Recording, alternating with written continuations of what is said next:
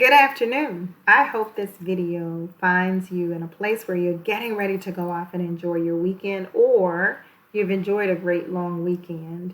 I hope that you get a chance, or you had a chance, to get together with friends and family, whether virtually or in person, in small groups of six, to laugh, to talk, to share ideas, maybe even share a few secrets, eat something delicious, and really connect with each other in a season where we are longing for that connection. So I hope that you get a chance to do it.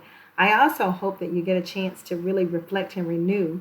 This marathon that we are running will require us to take time to just breathe, to rest, to revive our bodies, to put good things in it so that we can continue to do the work before us. So I hope that this weekend will give you some opportunity to rest.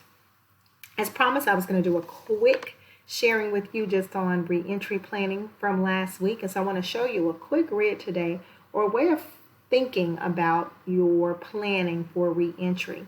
This week, I'm going to ask you to think about what are the non-negotiables around excellence in your school, whether it's cultural or academic.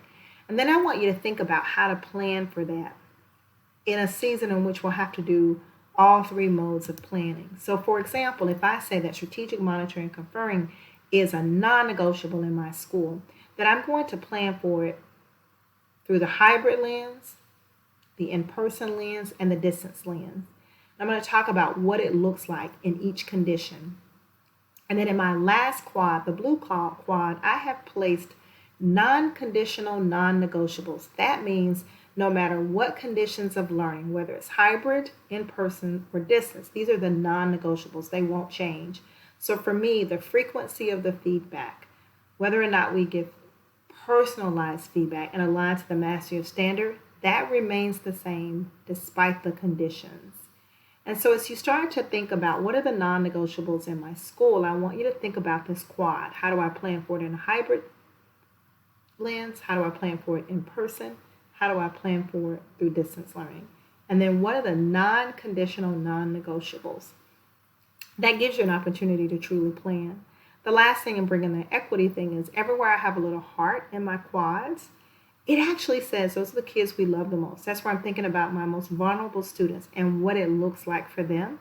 So an example would be in my hybrid model, I'm asking teachers to give video feedback on at least one artifact of student work for each student weekly.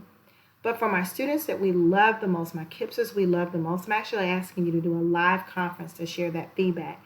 So I want to be clear with my teachers around that expectation. So in that planning, make sure that you're always double clicking down to our KIPSers we love the most, our most vulnerable students, and being able to say what it looks like for them and then sharing that with your teachers. So this quad, or this 4-part series, is just a way for you to think about reentry planning and the non-negotiables in your school.